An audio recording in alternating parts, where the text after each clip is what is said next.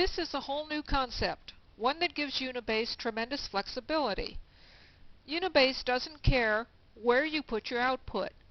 You can use the same output program to print to a printer, write to a magnetic tape or to a diskette, or write to a file on a hard drive.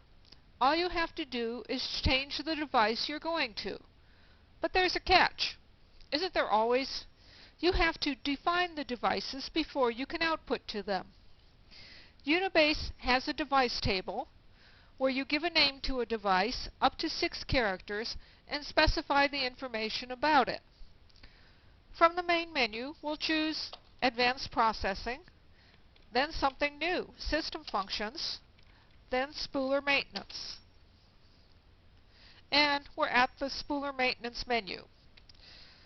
The first 4 items are all you're ever likely to use. The other menu items are only useful if you're running on a Unix operating system. First, let's display the device table to see what's in it. This is the device table you get when Unibase is first installed. We give you a few device definitions to start out. Okay, what does this stuff mean? Well, the first column is just the device name. The name can be from 1 to 6 characters, and this name is the one we use inside of Unibase to identify a device. The full path name of the device can be an actual device, such as your local printer, PRN or LPT1, or CON for the console, or the monitor, the screen that you're looking at. It can also be the path to a file on the hard drive, which is what the device name temp is. Same thing for the device MIDC.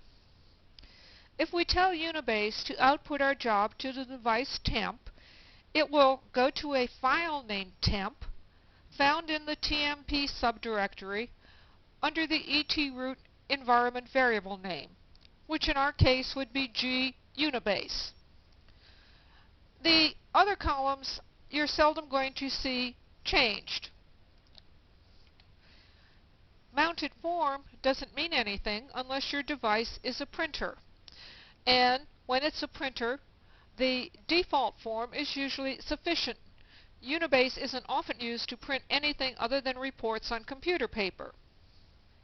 In a Microsoft-based operating system, devices are brought online before the first executable statement in the output program.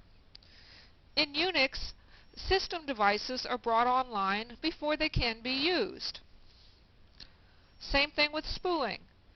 In a Microsoft operating system, the only devices that are automatically spooled are the 9-track tape, LAN9T, and the network printer, LAN-PR1, which interfaces with a Novell spooling system.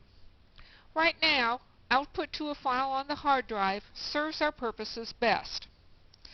Let's press Release. We're back at the Spooler Maintenance menu, and we'll choose Add a Device so we can make one for our use.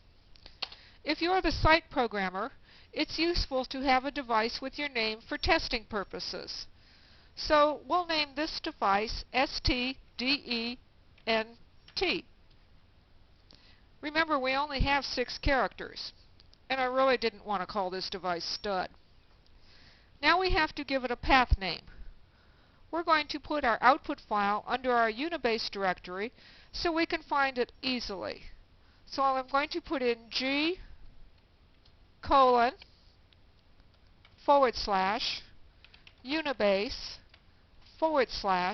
we'll use the temp directory, and our file name will be student.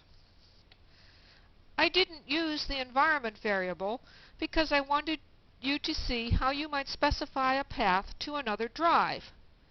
And naming the file student shows you that the file name and the device name don't have to be identical, although users often do that because they think it's less confusing.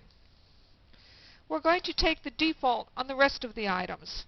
That's all we need for our purposes, so we'll press Field Release through these entries. until we get to our usual message, Release to Proceed, at the end. Let's do Display Device Status again. And we see our device STDENT, and here's the path. And of course all the defaults were taken. Default mounted form, it's not online, and it's not spooled. In the next lesson, we'll put this device to use.